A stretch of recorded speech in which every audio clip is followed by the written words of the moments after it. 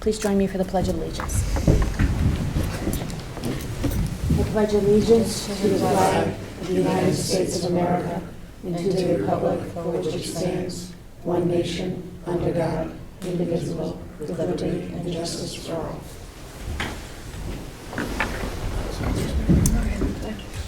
Our next item is, may I have a motion to go into executive session? Sarah moves, Mike seconds, all in favor? Okay, this will take about 20 minutes. Hi, everyone. May I have a motion to go back into regular session? Mike moves, Sarah seconds. Okay, terrific. Next item on the agenda is the first Selectmen's report. So we only have two things tonight. One of them is, I know that I've talked a lot about Eversource and clear cutting many times before, but since we can all see the devastating results from the decisions of Pura and Eversource, I want to take a moment to reiterate some important facts. I feel for all of our residents along the railroad lines in Darien, but the only property for which the town was afforded an opportunity to fight for the preservation of trees was on Little Brook, because we own the right-of-way there. Over the past 2 years, the town has spent hundreds of man-hours between town employees, town council, and tens of thousands of dollars on mediation for Little Brook Road alone. From emails I have received, it's clear that some residents are unaware of the negotiated replanting plan, so I'd like to take a moment to go over it tonight. So I think 79 is going to focus in on this, but this planting plan is also available in the Selectmen's office if anybody wants to come and take a look at it in the future. On September 22nd 2021, a public hearing was held on the proposed removal of 100 trees. At that time, our tree warden approved the removal of 21 trees he deemed to be diseased, defective, or dead. 10 trees were saved by the town, 7 trees were removed from the list, Eversource's list, and 62 trees in total were removed. 140 trees are scheduled to be replanted. There are 8 pine trees that will grow to the max of 25 feet. There are 60 15-foot arborvitae, and there are 72 15-foot junipers on the planting plan. Additional vegetation to be included is 276 pollinator plants and/or native plants. So per our agreement, Eversource must complete the planting plan no later than July 1st of 2023, this year, maintain the plants for 18 months, and replace any plants that don't thrive within that time. Originally, Eversource had a limited replanting plan that did not meet our standards or our expectations, so we've worked very hard to achieve this deal, and we do not know of any other community that has achieved anything even close to this. The agreement with Eversource, including the replanting plan, was posted to the homepage of the town website back in November, and a large-scale planting plan is available, like I said, for review in the Selectmen's office. Meanwhile, the town will continue to meet with Eversource, Metro North, and the Connecticut Department of Transportation representatives to mitigate unsightly and unsafe conditions along the tracks in our community. I have one such meeting scheduled for this week. So again, if you have any questions on the planting plan, please take a look, and the agreement is also on the website under our main page. So if you want to understand it a little bit more, I think taking a look will probably answer a lot of your questions.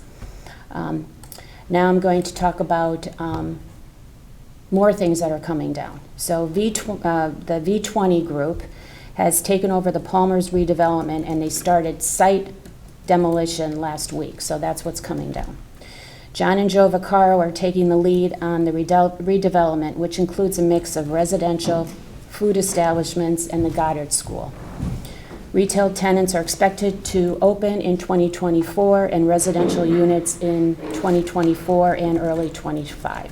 So that's pretty exciting news for Palmer's. I know that people have been wondering what's going on over there and when something's going to happen. So I think if you take a drive over now, you'll see that there is progress being made. Kate, do you have anything? No. Liaison reports, Mike? Light Review meets on Wednesday, so we'll have something next time. Okay. So the Hindley Homes and Royal Building Committee met last week. It was a meeting to really get some updates and to hear more about what's going on. We're waiting right now for the architectural firm and the design firm to go through all of the design estimates. They're putting together bid documents. We're hoping to be receiving them in the next week and a half or so. But our next meeting is planned, I think, right now for the 22nd. We're just making sure everyone's available. We do need to vote on these before they get approved by the Board of Ed and then get submitted to the state. The deadline for that is the 28th, so we're hoping to meet on the 22nd or the 23rd. So big stuff coming down, and then as we get those bid documents approved, we can publish them and then hopefully get those bids back. So big stuff. Is that close, Sarah, the 22nd, 28th? That's enough of a window? Yeah, but unfortunately, it's a tight time frame. Right. But we don't think we'll have them by the 15th, which would be the next meeting. And we want to make sure that we have all the documents that we need beforehand. Chris Price and Jill McCammon, who are the co-chairs, are in daily, if not several times a day, communication. Everyone's kind of on an email loop, so we're all aware. Right. And so, it's definitely tight, but everyone's been very much in the loop. So.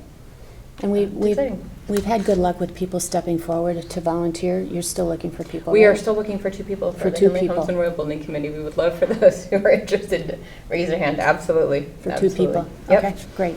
So, and as a reminder for the Thriving Youth Task Force, tomorrow night, there's a presentation at the Darien Library, March 7th, and it will go through the students that are representatives from the night from the Darien Youth Conversation back in November, presenting their results and what they're looking for the adults in town to know about how they feel. Okay, great. Marcy? Oxford's Building Committee meets on Thursday. No update from our last meeting last week, and Mental Health Task Force meets on Wednesday. So I'll have an update on the 20th on both those committees. Okay, terrific. Okay.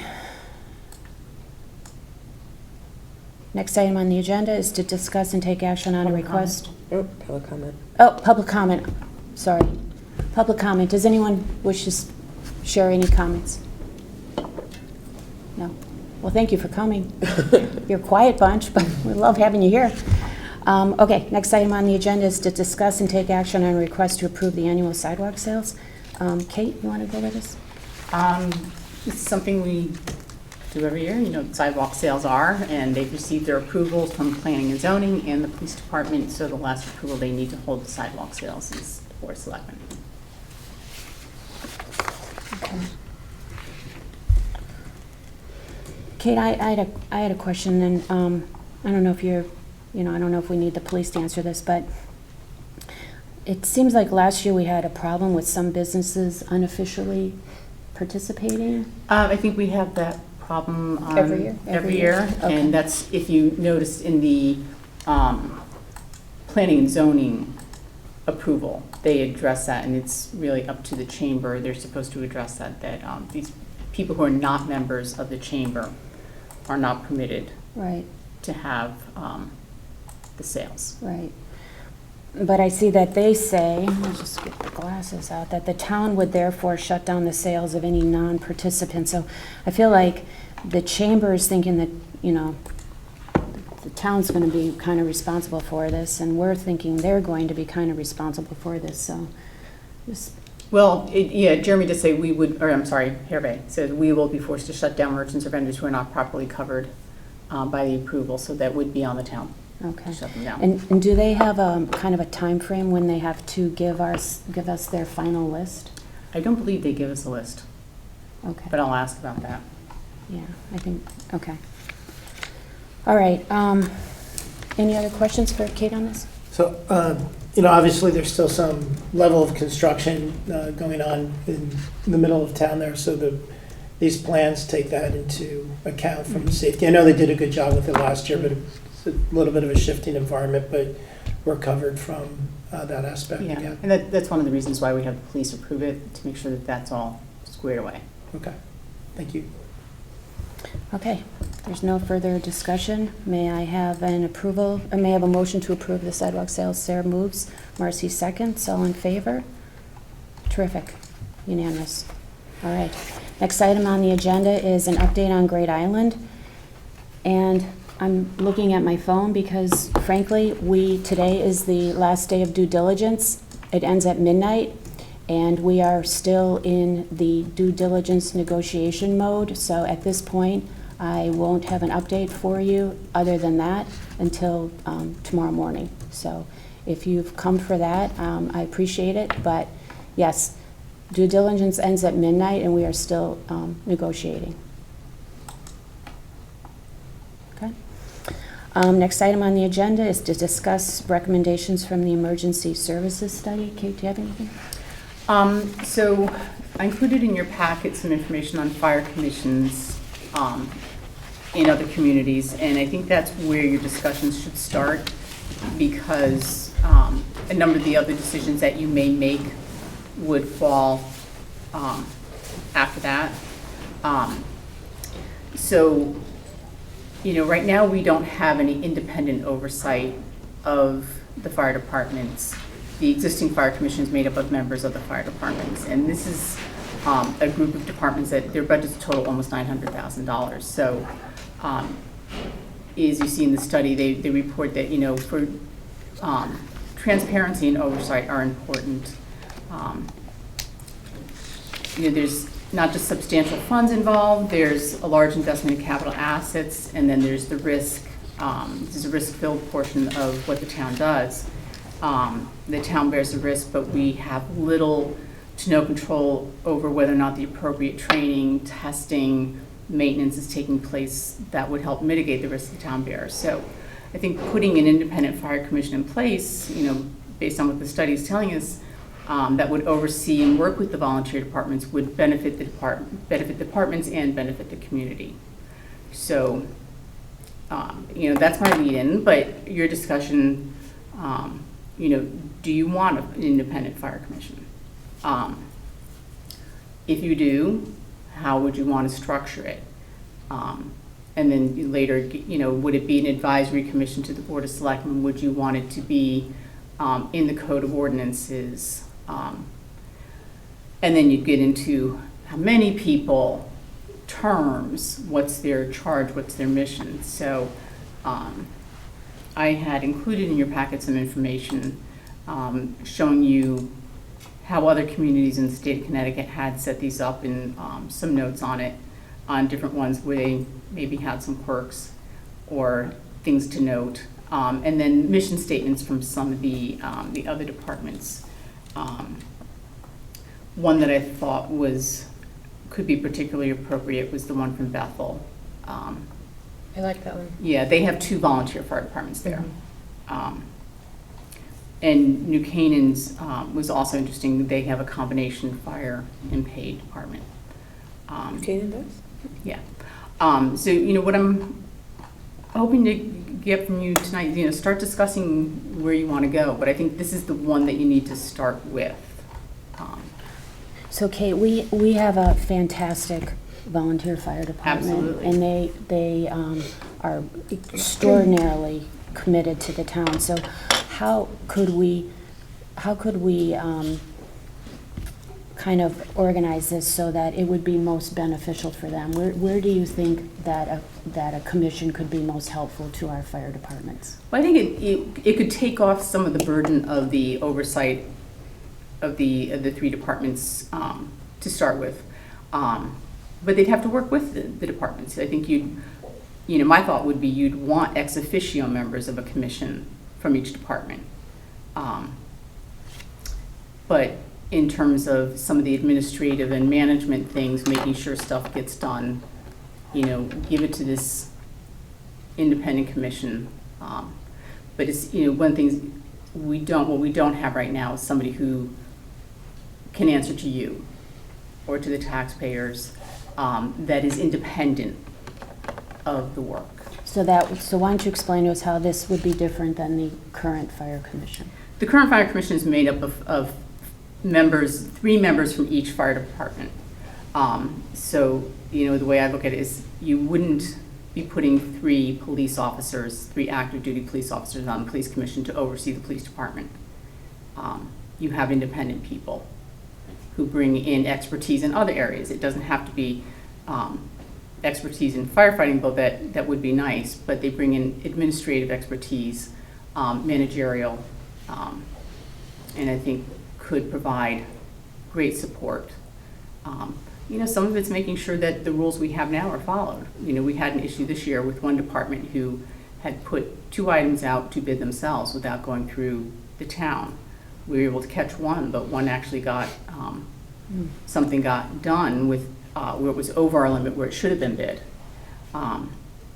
And if we had, a commission like this, they would be, responsible for the capital projects, making sure that they were done appropriately. Is there any benefit in, when you create the commission, to have the seats staggered, so you're not like flipping them all at once, or? Having worked in government for a long time, I think there's a lot of benefit in staggering the seats. Right.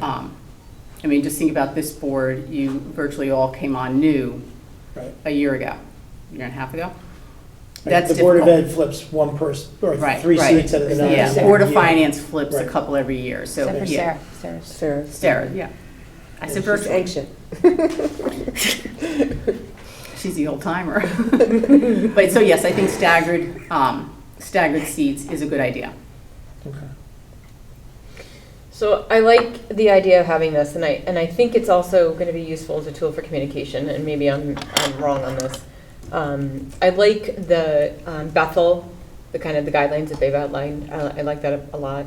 If we look at some of the different towns and how they've done it, elected or appointed, I think appointed might make more sense.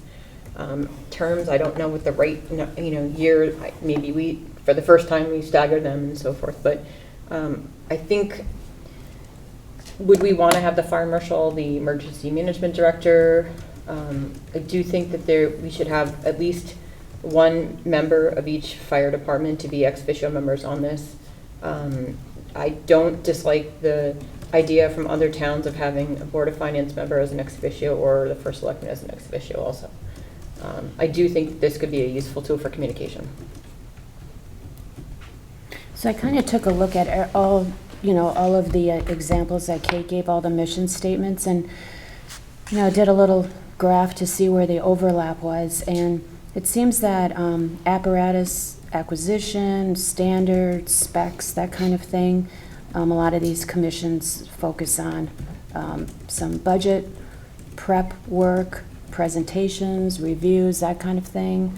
Some of the commissions are involved in regulations, training, that kind of thing, and educating the community.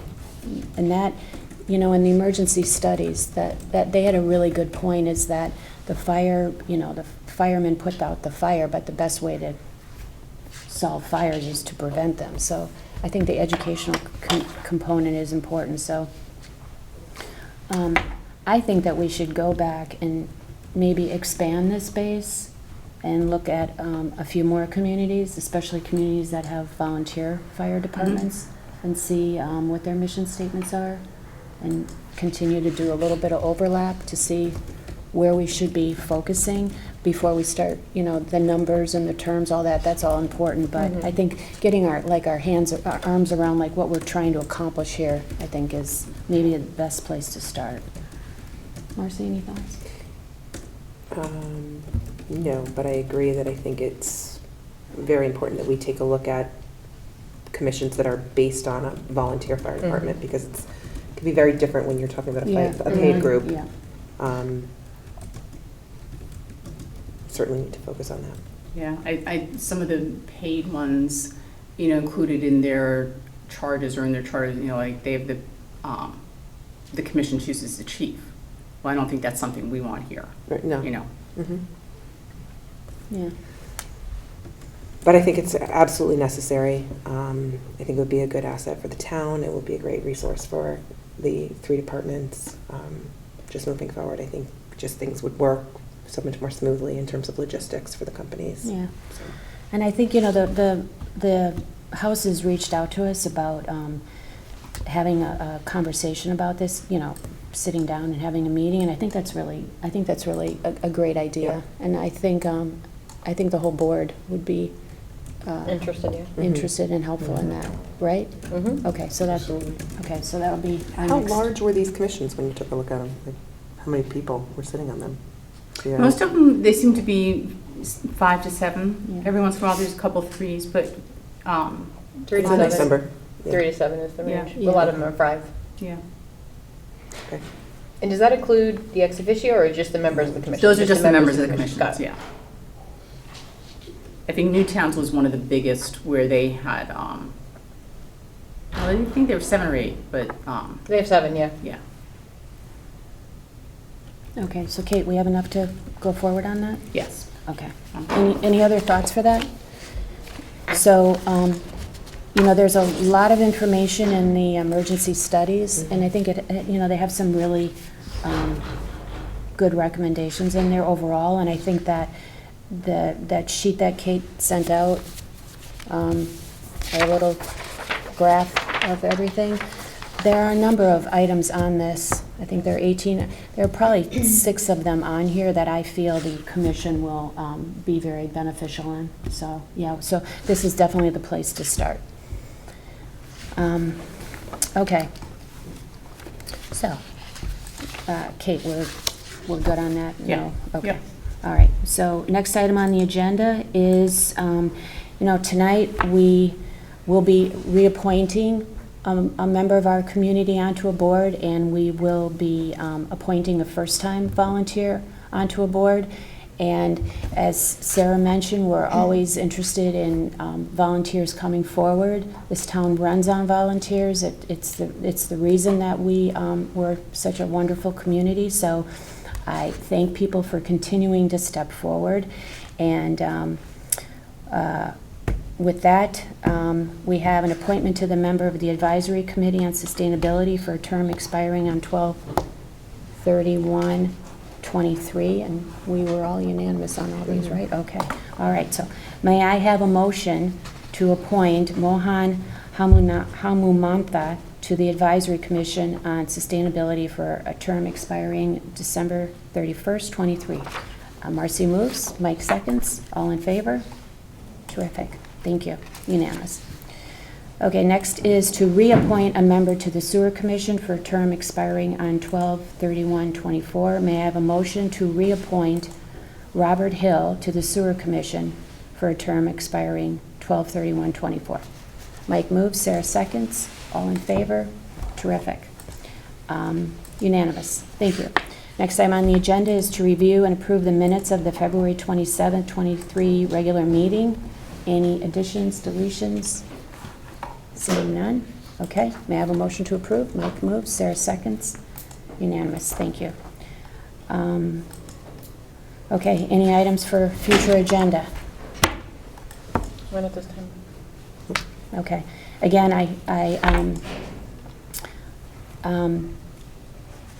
we will be having an update on Great Island, a more thorough update, I'm sure, very soon. That will probably be even before we have another meeting. So, Marcy, anything else? Okay. Thank you for all your hard work, and I know it's been It's a hard, but yeah, we appreciate it for sure. yeah, thank you. Okay, may I have a motion to adjourn? Mike moves, Sarah seconds. All in favor? Terrific, thank you. Thanks for coming.